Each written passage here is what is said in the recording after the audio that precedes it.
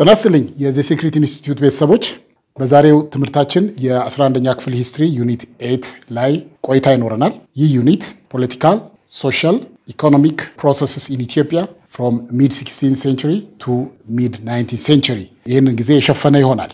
እንደወትሮሉ መጀመሪያ ዋና ንዑስ ርዕሶች የተከፈለ ነው። እነዚህ ምንድናቸው?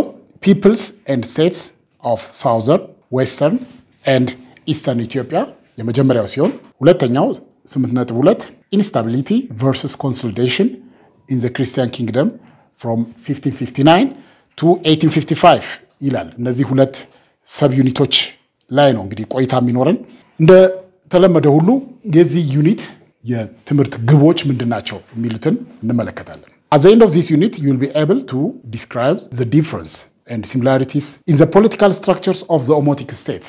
እንግዲህ በኦሞቲክ ስቴትስ ወይም ደግሞ የኦሞቲክ መንግስታት የምንላቸውን በሳውዘርን ኢትዮጵያ የሚገኙ ስቴቶች የሚያመሳስላቸውንና የሚለያያቸውን ባህሪያቶች እንዘረዝራለን ማለት ነው። ይሄ አንዱ ሲሆን ቀጥሎ mention the state systems of the Gedio, Sidama and Gurage ስለ መንግስት የጌዲዮ የሲዳማና ጉራጌ የመንግስት ስርዓቶች ወይም ደግሞ state systems ምን እንደሆነ እንገልጻለን። በመቀጠል analyze the factors for the political transformation of the Gada governance እንግዲህ የገዳ ሲስተም ቀስ በቀስ ተዳክሞ ወደ ሞናርኪካል ወይም ደግሞ ንጉሳዊ አገዛዝ የተለወጠበትን ፖለቲካል ትራንስፎርሜሽን አናላይዝ የምናደርግበት ወይም ደግሞ ምን ተነተነበት ሁኔታ ሶስተኛው የትምርቱ ግብ ሲሆን አራተኛው short the roles of trade and Islam የእስላምና ንግድ እንዴት የኢትዮጵያን and the horn ኢትዮጵያና አፍሪካ ቀንድ አካባቢዎች ብልጽግና እንዴት አስተዋጽኦ እንዳደረገ እንመለከታለን። ቀጥለን የምናየው ስኬች እናደርጋለን። sketch of the location of states of southern, western and eastern Ethiopian states እነዚህ southern, eastern እና western Ethiopian state የሚገኙባቸውን በኢትዮጵያ ካርታ ላይ የት አካባቢ እንደሚገኙ ስኬች ወይ ደግሞ ትሬስ እናደርጋለን። ጂኦግራፊካል ሎኬሽናቸውን ለማወቅ እንሞክራለን። በመቀጠል explain how Galaudius dealt with the sultanates of Adal and the Oromo expansion አፄ ገላውዲዮስ እንዴት ሙስሊም ሱልጣኔት ኦፍ አዳል እና የኦሮሞ ኤክስፓንሽንን በተመለከተ ምን እንዳደረገ እንመለከታለን። በመቀጠል compare and contrast the achievements and weakness of Pedro Paz and Alfonso Mendez in spreading Catholicism in the Christian highlands of Ethiopia እነዚህ እንግዲህ የጀሱዊት ሚሽነሪስ ናቸው። ፔድሮ ፓዝ እና አልፎንሶ ሜንዴዝ የሚባሉት ካቶሊክን እምነት በኢትዮጵያ ለማስፋፋት ባደረጉት እንቅስቃሴ የነበራቸውን ተመሳሳይነትና ዲፈረንስ እናያለን። ማን የበለጠ ተሳክቶለታል ማን ደግሞ ብዙ አልተሳካለትም የሚለውን ነገር ኮምፔር ኤንድ ኮንትራስት የምናደርግበት ሁኔታ ይሆናል። ቀጥለን የምናየው list down the major functions of the Gondar as a permanent capital of the Christian Highland Kingdom ጎንደር እንግዲህ ከተመሰረተች በኋላ እንደ ሜጀር ካፒታል ሆና ብዙ ፊቸሮች አሉት። የጎንደርን ፊቸር ምን ሚና ተጫወተች ኢትዮጵያ ታሪክ የሚለውን ሊስት የምናደርግበት ነው። እንግዲህ እነዚህ ናቸው እንግዲህ ዋና የትምርት ግቦች ከላይ ዘረዘርናቸው ዋና የትምርት ግቦች። ትምርቱን ካጠናቀቅን በኋላ ምን ያህል ዋና ጭብጦቹን ተረድተናል የሚለውን ነገር እነሱን በማየት ራሳችንን መንፈትሽበት ይሆናል። አሁን በቀጥታ ወደ ዛሬው ትምርት ከመግባታችን በፊት የዚህ ዩኒት ኢንትሮዳክሽን እንመለከታለን። እንግዲህ ይሄ ዩኒት ሁለት ነገሮች ላይ ፎከስ ያደረገ ነው። ክፍል 1 history of the peoples and states የኢትዮጵያን ህዝቦች እና መንግስታት ታሪክ የሚመለከተው በተለይ የኢስተርን ሳውዘርን ኤንድ ዌስተርን ኢትዮጵያ ላይ ፎከስ አድርጎ የመንግስት ስርዓቱ የህዝብ አስተዳደሩ ምን ይመስላል የሚለውን በዚህ ፔሪድ አሁን በተቀስነው ፔሪድ ከሚድ 16th century to mid 19th century ባለው ጊዜያት ውስጥ ይሄንን ዘመን ያሉት peoples and states ምን እንደሚመስል ምናይበት ነው። በዚህ ውስጥ ምን ፎከስ ላይ ያደርጋል? it focuses on southern, western and eastern Ethiopian region ደቡባዊ ምዕራባዊና ምስራቃዊ የኢትዮጵያ ክፍል ላይ የነበሩ መንግስታትና ህዝቦችን ሁኔታ የሚዳስስ ነው። it emphasizes on social structures and source of political power የማህበረሰቡ አወቃቀር ምን ይመስላል የፖለቲካ ፓወሩ የነገስታቱ ወይም ደግሞ የገዢዎቹ ፖለቲካ ፓወር ምንጩ ምኑ ላይ ነው የሚለውን እንዲሁ የሚዳስስ ዩኒት ነው። በሁለተኛው ክፍል historical developments in the Christian Highland Kingdom ሁለተኛው ክፍልና እንዲሁ ሰፋ ያለ ወሰብሰብ ያለ የታሪክ ክፍል የምንመለከተው በዚህ ፔሪድ ከ16ኛው ክፍለ ዘመን እስከ መካከለኛው 19ኛው ክፍለ ዘመን ባለበረው ጊዜ የነበረው የሂስቶሪካል ዴቨሎፕመንት ምን ይመስላል በተለይ ክርስቲያን ኪንግደሙ ምን ይመስል ነበር በዚህ ፔሪድ ውስጥ እንግዲህ the war of Ahmed Crime ወይም ደግሞ the war between the Christian Highland Kingdom and the Muslim Sultanate of Adal ረጅም ጊዜ 10 ምናምን ዓመት የፈጀ ጦርነት ከተካሄደ በኋላ የነበረው ሁኔታ ምን ይመስላል እንደምትመለከቱት እዚህ ጋር 1559 to 1855 ነው። 1559 ገላውዲዮስ የተገደለበት ነው። ሙስሊም ሱልጣኔት ኦፍ አዳል ጋር በነበረ ጦርነት አፄ ገላውዲዮስ የሞተበት ነው 55 59 1855 ደግሞ ካሳ ወይ ነው ካሳ ኃይሉ በኋላ ቴዎድሮስ ሰከንድ ብለን የምንጠራው ወደ ስልጣን የመጣበት እና በዚህ ፒሪየድ ውስጥ ክርስቲያን ሃይላንድ ኪንግደም ምን ይመስል ነበር የሚለውን የምንመለከትበት ነው። እንግዲህ ኢንትሮዳክሽኑ ይሄን ይመስላል። አሁን በቀጥታ ወደ መጀመሪያው ክፍል እንሄዳለን። 8.1 ነው የመጀመሪያው ክፍል።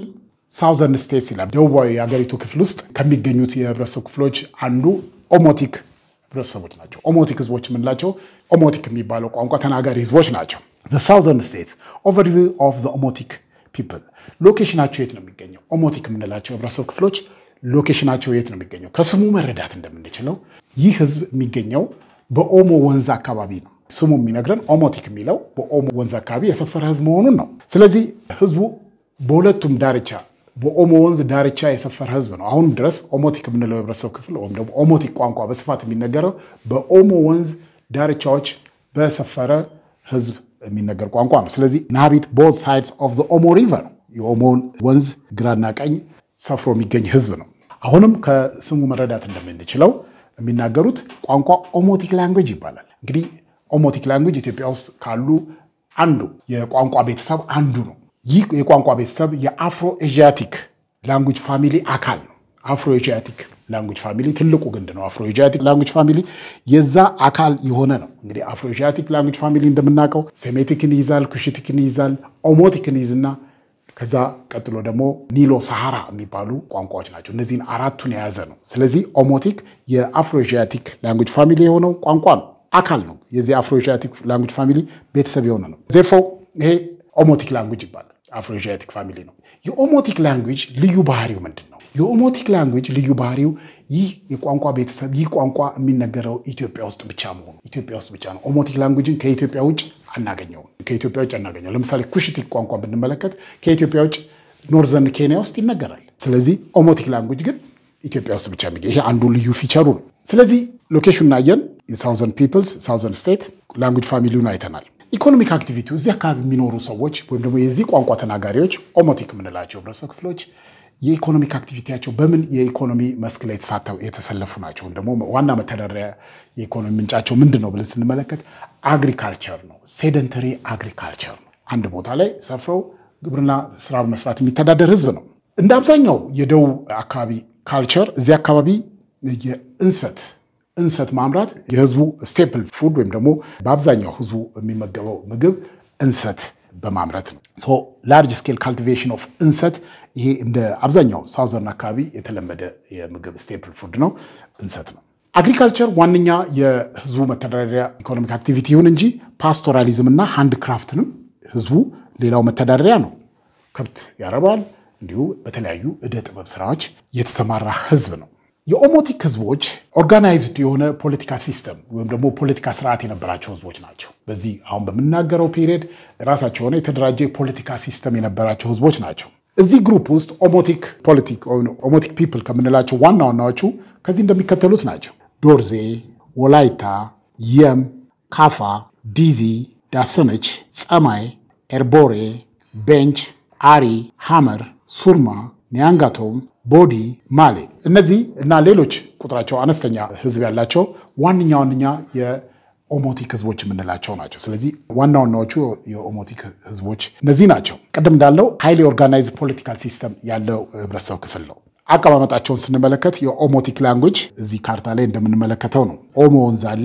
ኦሞ ወንዝን ተከትለው በኦሞ ወንዝ ግራና ቀኝ የሰፈሩ ናቸው። እዚህ ጋር አሁን እንደምትመለከቱት ጎንጋ የተለያዩ የህብረተሰብ ክፍሎች በወንዙ ዳርና ዳር ሰፍረው የምናገኝበት ሁኔታን የሚያሳይ ካርታ ነው።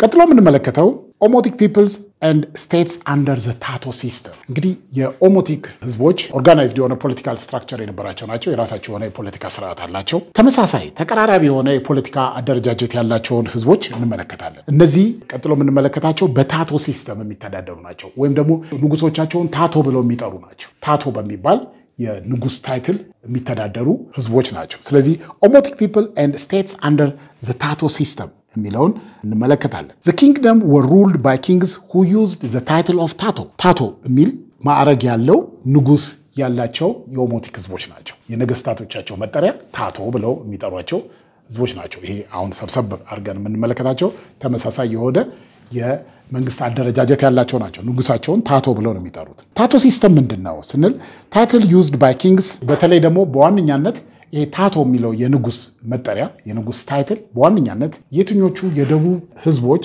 ነገስታት የሚጠቀሙት ታይትል ነው ብለን ስንጠራ የመጀመሪያው ካፋ እናገኛለን። ካፋ፣ ሻካ እና የም ዋነኛ ምሳሌዎች ናቸው።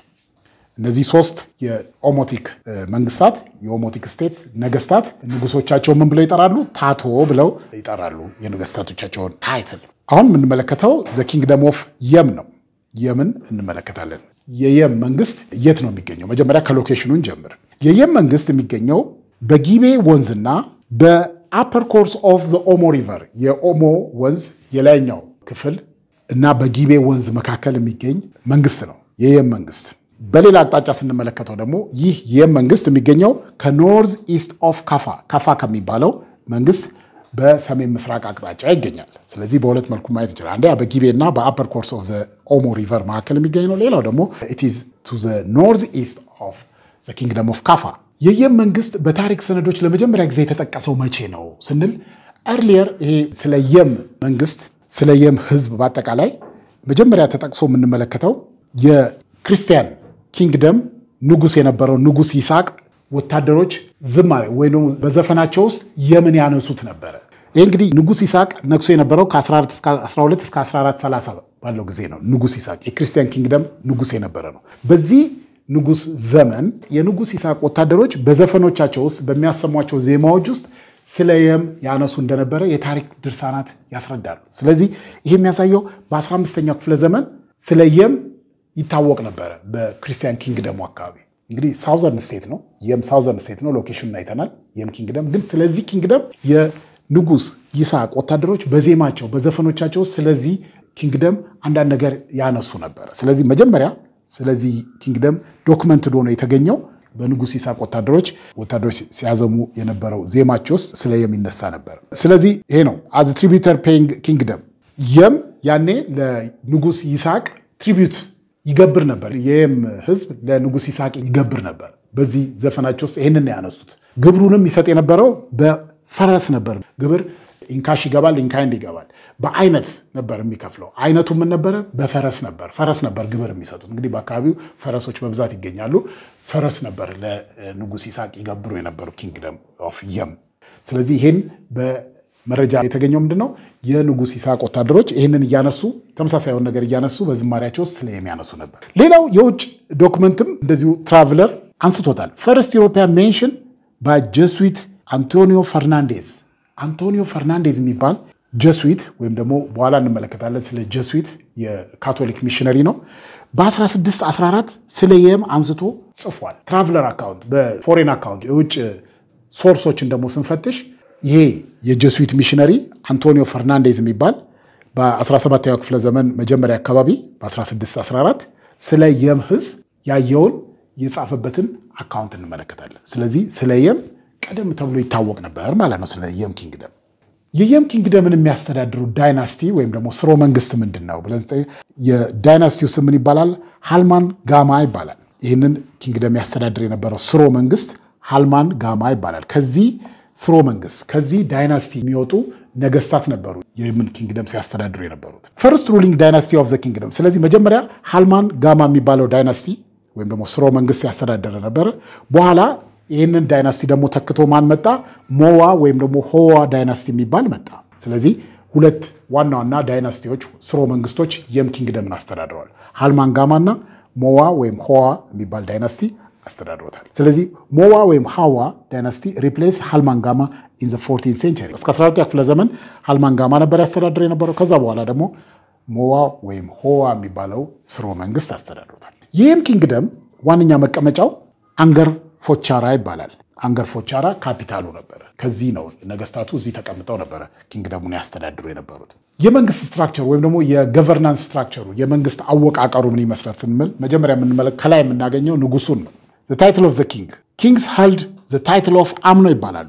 ከታቶ በተጨማሪ አምኖ የሚል መጠሪያ አላቸው በአካባቢ። kings held the title አምኖ with absolute power ፍጹማዊ ስልጣን የነበራቸው ፍጹማዊ ነገስታት ነበሩ። absolute power ያላቸው ነገስታት ነበሩ። ሊደርሺፓቸው ሁለት ነገሮችን አጣምሮ ያዘ ነበር። መንፈሳዊ ፖለቲካ ስልጣን ነበራቸው። religious as well as political leaders ነበሩ። ሁለቱንም አጣምሮ የሚገዙ ነገስታት ነበሩ። አድሚኒስትሬቲቭ ሃይራርኪ ወይም ደግሞ የስልጣን ተዋረዱን ስንመለከት ንጉሱን ከላይ እናገኛለን። ከንጉሱ በታች አማካሪዎች አሉት። የአማካሪዎች ምክር ቤት አለ። ካውንስል ኦፍ ኦፊሻልስ ወይም ደግሞ እንደ ሚኒስትሮች ምክር ቤት እንደምንለው ነው። የትላልቅ ባለስልጣናት ምክር ቤት አለ። ምክር ቤቱ ወይም ደግሞ ይሄ ካውንስሉ ምን ይባላል? አስቴሶር ይባላል። አስቴሶር የሚባል የአማካሪዎች ጉባኤ አለ። እነዚህ አማካሪዎች ንጉሱን ነው የሚያማክሩት። ዘ ኪንግደም ኦፍ የም በተለያዩ ክፍለ መንግስታት የተከፈሉ ነው። ወይም ደግሞ ክፍለ ሀገር እንደምንለው ወይም ደግሞ ግዛቶች እንደምንለው የተለያዩ ግዛቶች በስሩ አሉት። divided into provinces and sub-provinces ፕሮቪንሶች አሉት። እንደገና ደግሞ ሰብ ፕሮቪንሶች አሉት። ልክ እንደ ክፍለ ሀገርና አውራጃ እንደምንለው ነው። እያንዳንዱ ክፍለ ሀገርና ከዛ በታች ያለው የስልጣን መዋቅር የየራሱ የሆነ አመራር ነበር። የፕሮቪንሻል ሊደርስ ወይም ደግሞ የክፍለ ሀገሮቹ ገዢዎች ምን ተብሎ ይጠራሉ? ኢራሾ ተብሎ ይጠራሉ። የአውራጃ ወይም ደግሞ ከክፍለ ሀገር በታች ባለው የአስተዳደር እርከን ደግሞ የነበሩት አስተዳዳሪዎች ምን ተብሎ ይጠራሉ? ጋኛ ተብሎ ይጠራሉ። ኢራሾና ጋኛ። ኢራሾ የፕሮቪንሻል ገቨርነር ሲሆኑ ጋኛ ደግሞ የአውራጃ እንደምንለው ነው። ሰብ ፕሮቪንሻል ወይም ደግሞ ከፕሮቪንስ በታች ባለው ስልጣን መዋቅር ላይ የሚገኙ አስተዳዳሪዎች ናቸው። የየም ኢኮኖሚ መሰረቱ ምን ነበረ ብለን ስንጠይቅ ግብርና ዋነኛው የየም ኪንግደም የኢኮኖሚ መሰረት ሲሆን ልክ እንደ በፊቱ እንደ ሌሎቹ የደቡብ ህዝቦች ሁሉ እንሰት ዋነኛ ስቴፕል ፉድ ነው። ዋነኛ የህዝቡ ዋና ምግብ የሚባለው እንሰት ነው። ከእንሰት በተጨማሪ ሌሎች አዝርት ይጠቀማል ህዝቡ። ኢምፖርታንት ሲሪያልስ እንደ ገብስና እንደ ማሽላ ያሉ ሰብሎች ይጠቀማል። ከግብርና በተጨማሪ ንግድም ዋነኛ የኢኮኖሚ መሰረቱ ነበር። የየም ኪንግደም ሰከንደሪ ሮል የሚጫወት ነው። ከግብርናው ቀጥሎ በሁለተኛ ደረጃ ትልቅ ሚና የሚጫወት ነው። ዋናውና የእጅ ጥበብ እደ ጥበብ ስራዎችም በስፋት ጥቅም ላይ ይውሉ ነበር። በተለይ ዌቪንግ ሽመናና የብረት ስራ ዋና የህዝቡ መተዳደሪያ ነበሩ። እንግዲህ ከደቡብ ህዝቦች በታቶ ከሚተዳደሩት የደቡብ ህዝቦች አንዱ የም ነበረ። ከላይ እንዳየነው ነው። ቀጥሎ የምንመለከተው ስለ ኪንግደም ኦፍ ካፋ ነው። የካፋ ኪንግደም እንግዲህ ሌላው ረጅም ዘመን የኖረ ኪንግደም ዘ ኪንግደም ኦፍ ካፋ ነው። ሎኬሽኑ የት ነው ስንል ከጎጀብ ወንዝ በስተ ደቡብ የሚገኝ ኪንግደም ነው። ሂስቶሪካል ኢመርጀንሱ ከ14ኛው ክፍለ ዘመን ጀምሮ ነው። ከ14ኛው ክፍለ ዘመን ጀምሮ የተመሰረተ እና እየጠነከረ የመጣ ኪንግደም ነው። ራይዝ ቱ ፕሮሚነንስ ዘ 14th century ከ14ኛው ክፍለ ዘመን ጀምሮ ጠንካራ የሆነ ስትሮንግ የሆነ የመጣ በኋላ it was very powerful ኢንዲፔንደንት የነበረ ኪንግደም ነው። እስከ አጼ ሚኒሊክ ዘመነ መንግስት ድረስ የቀጠለ ጠንካራ ኪንግደም ነበር ዘ ኪንግደም ኦፍ ካፋ። የካፋ ኪንግደም ህዝቦች ዘ ፒፕል ራሳቸው ሰዎቹ ራሳቸውን የካፋ ኪንግደም ነዋሪዎች ወይም ደግሞ የካፋ ህዝቦች ራሳቸውን ምን ብለው ነው የሚጠሩት? ካፊቾ ብለው ነው የሚጠሩት። ካፊቾ ብለው ራሳቸውን ይጠራሉ። ራሳቸውን የሚንጆ የሚባል ብሔረሰብ የሚንጆ የሚባል ጎሳ ከዛ ዲሴንት አድርገን የመጣነን ከዛ ሚንጆ ክላን ዲሴንዳንቶች ነን የዛ ትውልዶች ነን ብለው ክሌም ያደርጋሉ። የካፋ ኪንግደም ያስተዳድሩ የነበረ ስሮ መንግስት አለው ወይም ደግሞ ዳይናስቲ አለው። ይሄ ዳይናስቲ ምን ይባላል? ሚንጆ ዳይናስቲ ይባላል። ሚንጆ ዳይናስቲ ካፋ ኪንግደምን ለረጅም ጊዜ ያስተዳደረ ከዚህ ዳይናስቲ ከዚህ ስሮ መንግስት የሚመጡ ነገስታት አስተዳድረውታል። ሩልድ ሲንስ approximately 1390 ከ1390 ይሄ ማለት toward the end of the 14th century 14ኛው ክፍለ ዘመን ማለቂያ ጊዜ ጀምሮ ከዚህ ዳይናስቲ የሚመጡ ነገስታት ናቸው ካፋን ያስተዳደሩት። ክራውኑ ወይም ደግሞ ከፍተኛው ስልጣን ሄሬዲታሪ ነው። ሄሬዲታሪ within the ሚንጆ ክላን በሚንጆ ክላን ውስጥ ከሚንጆ ዳይናስቲ የሚመጡ የዛ የነገስታት ትውልድ ነው የሚያስተዳድር። ሄሬዲታሪ ነው ማለት አባት ሲሞት ልጅ ይተካል። ከዛ እያለ እንደዚህ እየቀጠለ ነው። ጂኒኦሎጂካሊ ካንድ ፋሚሊ የሚወጡ ሰዎች ናቸው ሲያስተዳድሩት የነበረው። ስለዚህ ሄሬዲታሪ ስልጣን በዘር የሚተላለፍ ነበር። ከርዕሱ ላይ እንዳየነው ነገስታት የካፋ ኪንግደም ነገስታት ክራውን ኔም አላቸው። ክራውን ኔም ወይም ደግሞ የንግስና ታይትል አላቸው። ታይትሉ ምን ይባላል? ታቶ ይባላል። ይሄ ታቶ እስከ የመጨረሻው የካፋ ንጉስ ድረስ ይህን ታቶን ይህንን የንጉስ ታይትልን ይጠቀሙ ነበር። የመንግስት አወቃቀሩ ወይም ገቨርናንስ ስትራክቸሩ ምን ይመስላል? the kingdom was divided into provinces የካፋ ኪንግደምም እንደዚሁ በክፍለ ሀገሮች ወይም ደግሞ የተለያዩ ክፍሎች የተከፋፈለ ነበር። የፕሮቪንሻል አድሚኒስትሬሽን ነበር። እያንዳንዱ ፕሮቪንስ የራሱ የሆነ መሪ ይሰየምልን ነበር። ሴንትራል ገቨርንመንቱ ማዕከላዊ መንግስት በታቶ ወይም ደግሞ በንጉሱ ቁጥጥር ስር ያለ ነው። እነዚህ የፕሮቪንሻል ገቨርነርስ ተጠሪነታቸው በቀጥታ ለታቶ ነው ወይም ደግሞ ለንጉሱ ነው። እሱም ፍጹም የሆነ ስልጣን የነበረው ነው። አብሶሉት ፓወር ነው ያለው። በዛ በግዛቱ ላይ ፍጹማዊ ስልጣን የነበረው ንጉስ ነበር። ሌላው ኪንግደም ኦፍ ካፋን ለየት የሚያደርገው እሱም እንደዚሁ ካውንስለርስ አሉት። ንጉሱ ወይም ታቶ ካውንስለርስ ወይም ደግሞ አማካሪዎች አሉት። አማካሪዎቹ ምን ተብሎ ይጠራሉ? ሚክሪቾ ተብሎ ይጠራሉ። ካውንስል ኦፍ አድቫይዘርስ ናቸው። they were advisors of the ታቶ ወይም the king። እነዚህ የምክር ቤት አባላት 7 ናቸው። ቁጥራቸው 7 ናቸው። ሚክሪቾ 7 አባላት ያሉት የአማካሪዎች ካውንስል ነው ወይም ደግሞ አማካሪዎች ጉባኤ ነው። ዋነኛ ስራው የሚክሪቾ ዋነኛው ስራው ንጉሱን መርዳት ነው። ንጉሱን ማማከር ነው። በተለያዩ ጉዳዮች በአድሚኒስትሬቲቭ፣ ፖለቲካል ኤንድ ሚሊተሪ በሁሉም ጉዳዮች ላይ ንጉሱን ማማከር ነው። እነዚህ ካውንስል ኦፍ 7 ወይም ደግሞ ሚክሪቾ የሚባሉት የንጉሱ አማካሪዎች ኖሚኔት የሚደረጉት ከታዋቂ ክላኖች ነው፣ ጎሳዎች ነው። ከታዋቂ ጎሳዎች የተመረጡ አንቱ የተባሉ ሰዎች ናቸው። ከዛ ተመርጠው ነው የሚክሪቾ አባል የሚሆኑት። ከዛ ከታዋቂ ክላን መመረጥ ብቻ ሳይሆን ሲግኒፊካንት ፓወርም ያላቸው ናቸው። ከሚመጡበት ክላን ታዋቂ የሆኑና ፕሮሚናንት የሆነ ፖስት ያላቸው ናቸው። የኪንግደም ኦፍ ካፋ ዋነኛ መቀመጫው ካፒታሉ ምን ነበረ? ቦንጋ ትባላለች። ቦንጋ እስከዛሬ ድረስ እንግዲህ የምናውቀው ትልቅ ከተማ ነች። የካፋ ኪንግደም ለየት ያለ የዲፌንስ ሲስተም አለው። ኪንግደሙ ራሱን ከጠላት የሚከላከልበት የተለያዩ የራስን መጠበቂያ ዲፌንስ ሲስተሞች ገንብቶ እንደነበር ታሪክ ያስረዳናል። ይሄ ዲፌንስ ሲስተም 2 መልክ ያለው፣ አንደኛ ተፈጥሯዊ የሆነ ተፈጥሮ ቤሪየርስ ወይ ደግሞ በተፈጥሮ የሚገኙትን ነገሮች እንደ መከላከያ መጠቀም ነው። ሁለተኛው ማንሜድ ነው። ተፈጥሯዊና ሰው ሰራሽ የሆኑ ዲፌንስ ሲስተሞች ነበሩ። ከዚህ ተፈጥሯዊ ከሆኑ ዲፌንስ ሲስተሞች አንዱ ይሄን ለዲፌንስ ሲስተም ይጠቀሙበት የነበረው ጎጀብ ሪቨርን ነበር። ቢኮዝ ኖርዘርን ፍሮንቲየር ነው። ወደ ኪንግደሙ በሰሜን በኩል የሚመጣ ጠላት ያንን ወንዝ አቋርጦ መምጣት አለበት። ጎጀብ ወንዝ ትልቅ ወንዝ ነው። ስለዚህ it served as a natural defense system to the kingdom of ካፋ። ተፈጥሯዊ የሆነ ዲፌንስ ሲስተም አድርገው ይጠቀሙት ነበር። ሌላው ሰው ሰራሽ ነው። ሰው ሰራሹ ዎች ታወር ነበራቸው የሚቃኙበት፣ ከሩቅ ጠላት ሲመጣ የሚቃኙበት ዎች ታወር፣ ከፍ ተብሎ የተሰሩ ማማዎች ወይም ደግሞ የመጠበቂያ ማማዎች ነበሯቸው። ዎች ታወርስ ኢሬክትድ ፎር ኢነሚ ዲቴክሽን፣ ወሳኝ የሆኑ ቦታዎች ላይ መጠበቂያ ማማዎች ያደርጉ ነበር። ከሩቁ ጠላት ሲመጣ ዲቴክት ለማድረግና ራሳቸውን ለማዘጋጀት ዎች ታወር ነበራቸው። ከዎች ታወሩ በተጨማሪ ሌላ እንደዚሁ ማንሜድ የሆነ ዲፌንስ ሲስተም ነበራቸው። ይሄኛው ደግሞ ትሬንች ነው። ዲፌንሲቭ ትሬንች ነበራቸው። ጉድጓዶች፣ ምሽጎች ይቆፍሩ ነበር። ዎች ታወሩ አንድ ሰው ሰራሽ ነው። ከሱ በተጨማሪ ደግሞ ምሽጎች ይቆፍሩ ነበር። ከነዚህ ምሽጎች አንድ ታዋቂ የሆነው ምሽግ በደንብ የሚታወቀው በአካባቢው ሂሪዮ የሚባል በጣም ትልቅ ዲፌንስ ዲች ነበራቸው። ትልቅ ለዲፌንሲቭ ፐርፐዝ ይጠቀሙበት የነበረ ትልቅ የዲፌንሲቭ ትሬንች ወይም ደግሞ የምሽግ የቆፈሩ ምሽግ ነበር። ምን ተብሎ ይጠራል? ሂሪዮ ተብሎ ይጠራል።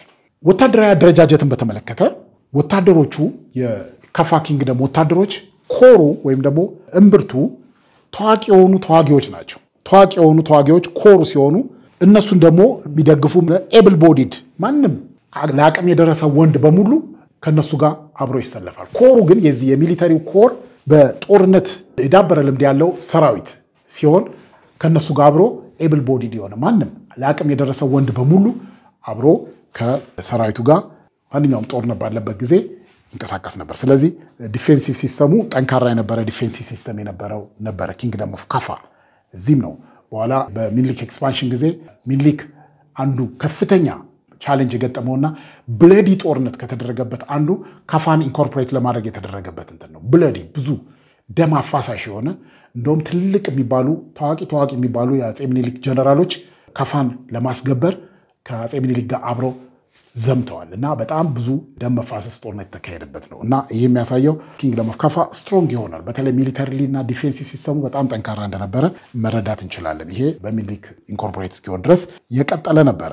የካፋ ኪንግደም የኢኮኖሚ መሰረት ምንድን ነው ብለን ስንመለከት ካፋ አንዱ የሚታወቀው ሪሶርስፉል የሆነ አካባቢ ነው። በጣም ለም የሆነ በነገራችን ላይ እስከዛሬ ድረስ የአካባቢ በጣም ለም የሆነ አካባቢ ነው። የኢትዮጵያ ናቹራል ኢንቫይሮንመንት ወይም ደግሞ ደን በሚገባ እስከዛሬ ድረስ ተጠብቆ ከሚገኝበት አካባቢ አንዱ ወደዛ አካባቢ ነው እና ሪሶርስ ሪች ነው የአካባቢ። ዴንስ ፎረስት አለው። ዛሬ ድረስ ወደዛ አካባቢ በጣም ድንቅ ጥቅጥቅ ያሉ የተፈጥሮ ደኖች ያለበት አካባቢ ነው። ስለዚህ ዴንስ ፎረስት አለው እና ላንድ ኦንድ ባይ ዘ ኪንግ። በነገራችን ላይ መሬቶቹ በሙሉ ይሄ ፈርታይል የሆነው መሬት በሙሉ እንደ ንጉሱ ንብረት ተደርጎ ነበር የሚቆጠሩት አብሶሉት ኪንግ ስለሆነ። ኢኮኖሚክ ቤዙ ልክ እንደ ሌሎች ሁሉ አግሪካልቸር ግብርና ዋነኛ የኢኮኖሚ መሰረቱ ሲሆን በንግድ ደግሞ ይደገፍ ነበረ። ሙሉ ለሙሉ ግብርና ብቻ ሳይሆን በንግድ የተደገፈ የግብርና ስርዓት የኢኮኖሚው መሰረት ነበር። እንግዲህ ንግድ አንዱ ኢምፖርታንት ነው ብለናል። በመሆኑም ታክሴሽን እዛ አካባቢ በከፍተኛ ሁኔታ ግብር ይሰበሰባል። ጥሩ የንግድ እንቅስቃሴ ስላለ በአካባቢው የተፈጥሮ ሀብት ያለበት አካባቢ ስለሆነ ታክሴሽን ይሰበሰባል። ግብር ንጉሱ ከፍተኛ የሆነ የግብር ምንጭ አለው። ታክስ ይሰበሰባል። ታክስ የሚሰበሰበው በአይነት ነው። በከብት ግብር ይከፈላል። መስክ ማለት ጥርኝ ነው። ኤክስፖርት ይደረጋል። ሽቶ ለመስራት የሚያገለግል ዝባድ ነው። ከጥርኝ የሚገኝ ዝባድ ማለት ነው መስክ እና በካትልና በመስክ ይከፈላል። ህዝቡ ለንጉሱ ግብር ይከፍላል። ከፍተኛ የሆነ ግብር ይሰበሰብበታል። አካባቢ ኮሌክትድ ባይ ታክስ ኮሌክተርስ አሉ። ከህዝቡ ግብር የሚሰበስቡ ታክስ ኮሌክተርስ አሉ። እነዚህ የመንግስት ግብር ሰብሳቢዎች ምን ተብለው ነው የሚጠሩት? ታቴኪሾ ተብለው ይጠራሉ። በአካባቢው ታቴኪሾ ማለት ምን ማለት ነው? ሊትራሊ ሲተረጎም ዘ ሃንድስ ኦፍ ዘ ኪንግ ማለት ነው። የንጉሱ እጆች ማለት ነው። ንጉሱ ግብር የሚሰበስበው በእነሱ አማካኝነት ስለሆነ የንጉስ እጆች ተብለው ይጠራሉ። በአካባቢው ቋንቋ ምን ተብሎ ይጠራል? ታቴኪሾ ተብለው ይጠራሉ። በዋነኛነት ከዚህ አካባቢ የሚገኙ ምርቶች ምንድን ናቸው? የዝሆን ጥርስ አንዱ ነው። ቡና መጨረሻ ላይ ነው የገባው። ኢንፋክት ካትል ነው። ከብቶች በብዛት ይገኛሉ። ዝባድ፣ ባሮች እና መጨረሻ ላይ ደግሞ ቡና እንግዲህ እዚህ አካባቢ ነው ተገኘ የሚባለው። እነዚህ በዋነኛነት ከዚህ አካባቢ በብዛት የሚገኙ ምርቶች ናቸው። ፖለቲካል ሪዚሊየንስ የፖለቲካ ጥንካሬስ ምንድን ይመስላል? የካፋ ኪንግደም አንደኛ ከዚህ በፊት እንዳልነው የካፋ ኪንግደም ኢንዲፔንደንት ነበረ። ራሱን የቻለ ጠንካራ መንግስት ነበረ። ቅድም እንዳልነው ስትሮንግ መንግስት በመሆኑ የማዕከላዊ መንግስቱን ሁሉ ቻሌንጅ ያደረገ መንግስት ነበር። በቀላሉ እጁን ያልሰጠ መንግስት ነበር። ካፋ ኤግዚስትድ አዝ አን ኢንዲፔንደንት ስቴት ፎር አን ኤክስቴንድድ ፒሪየድ ለረጅም ዘመን ራሱን የቻለ ነፃ መንግስት ሆኖ የኖረ መንግስት ነበር። ጠንካራ ነፃ መንግስት ነበር። ሬዚስተንስ ሌላው የካፋ ህዝብ ቅድም እንዳልነው ስትሮንግ ዲፌንሲቭ ሲስተም የነበረው ህዝብ ስለነበረ ሰክሰስፉሊ ሬዚስትድ ኦሮሞ ኤክስፓንሽን ኢን 17th and 18th century በአካባቢው ሲንቀሳቀስ የነበረ የኦሮሞ እንቅስቃሴን በከፍተኛ ሁኔታ ሬዚስት ያደረገው ህዝብ ነው። በ17ኛውና በ18ኛው ክፍለ ዘመን ካፋን ኦቨርራን ለማድረግ የተንቀሳቀሰው የኦሮሞ ኤክስፓንሽን እንደሌላው አካባቢ በቀላሉ ኦቨርራን ሊያደርገው አልቻለም። ምክንያቱም ዜር ዋዝ ስትሮንግ ሬዚስተንስ። ቅድም እንዳልነው ስትሮንግ የሆነ ዲፌንሲቭ ሲስተም ያለው ስለሆነ ሰክሰስፉሊ ሬዚስት አድርገዋል። የኦሮሞ ኤክስፓንሽን ኦቨርራን እንዳያደርገው ሰክሰስፉሊ ሬዚስት አድርገዋል። ቴሪቶሪያል ኤክስፓንሽን ከ19ኛው ክፍለ ዘመን በኋላ ካፋ ነገስታት ግዛታ የማስፋፋት እንቅስቃሴ አድርገው ነበር። ግዛታቸውን አስፋፍተዋል። ወዴት? ቱ ዘ ሳውዝ ዌስት ኤንድ ኖርዝ ኢስት አቅጣጫ ግዛታቸውን አስፋፍተው ነበር። ዋና የሚባሉ ታዋቂ የሚባሉ የካፋ ኪንግደም ነገስታት እነማን ናቸው? ከ1821 እስከ 1897 እስከ መጨረሻው የካፋ ነገስታት ድረስ ያሉት ዋናዎቹ እነዚህ ናቸው። የመጀመሪያው ጋሄ ኖቾቺ ይባላል። እሱም ከ1821 እስከ 1841 ገዝቷል። እሱን ተከትሎ የመጣው ጋዊ ነቾቺ ይባላል ከ1841 እስከ 1843። ቀጥሎ ካዬ ሻሮቺ ይባላል። ካዬ ሾሮቺ ከ1843 እስከ 1863 ነው። ቀጥሎ የመጣው ጋሊ ሻሮቺ ነው ወይም ደግሞ ጋሊቶ ይባላል ከ1868 እስከ 1890 ነው።